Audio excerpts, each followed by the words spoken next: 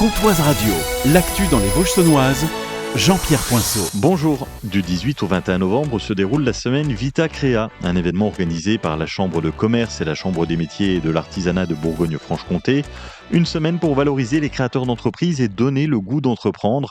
Laetitia Iacovelli, pilote de drone pour l'entreprise Letizilis, participe à ce concours. Elle est dans la catégorie Vita Green, qui récompense les entreprises engagées écologiquement.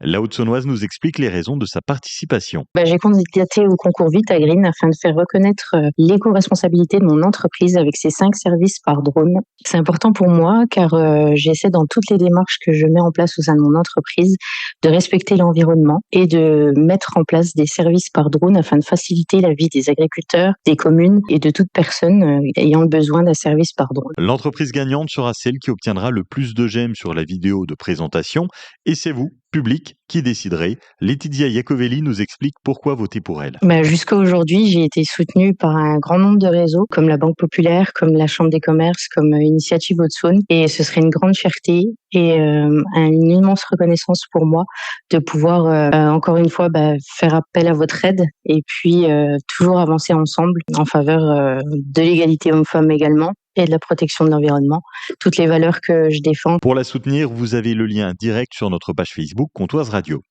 En Haute-Saône, un ancien éleveur de chiens et de chats vient d'être condamné pour tromperie et abus de confiance. Âgé de 59 ans, il avait créé son élevage en 2015 où il vendait des animaux souvent malades ou sans certificat d'authenticité. Suite à des négligences graves relevées par les autorités, des animaux en espace confiné, un manque d'hygiène ou une santé dégradée des animaux, ils ont tous été placés et confiés à la SPA. Le tribunal de Vesoul l'a condamné à 1 an de prison avec sursis, une amende de 3 000 € et lui interdit d'exercer le métier d'éleveur.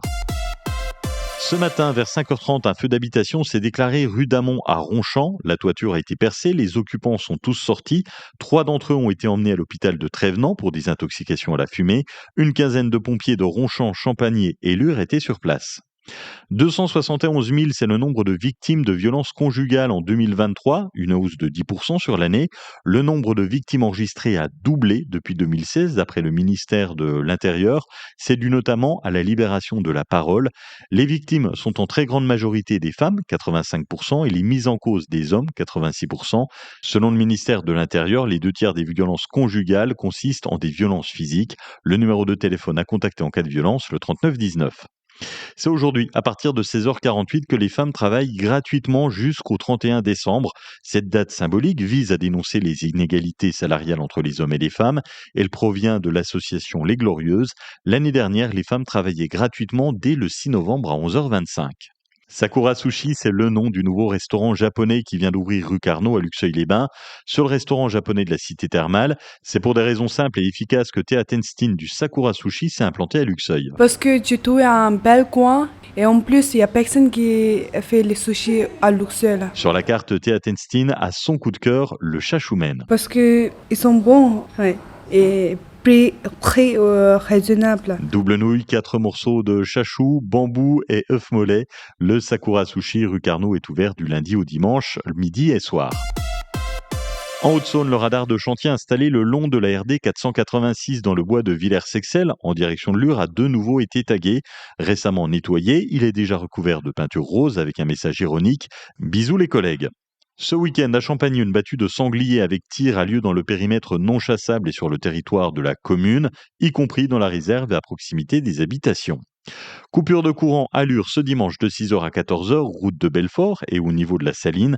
Enedis réalise des travaux afin d'améliorer la distribution électrique pour ses abonnés. En sport, le championnat féminin de handball reprend ses droits ce week-end dans les Vosges saunoises. En National 3, les Luronnes reçoivent l'AS Aixois ce samedi à 18h30 au gymnase Mia de Lure. Les filles, avant-dernières du championnat, jouent une équipe du top 5. Et en pré-national, les Luxoviennes accueillent ce samedi à 20h au gymnase des Meurices, Pouillé-les-Vignes, les filles de Luxeuil Handball qui sont actuellement 5e. Passez un excellent grand week-end et profitez de la playlist des Vosges saunoises sur Comtoise Radio.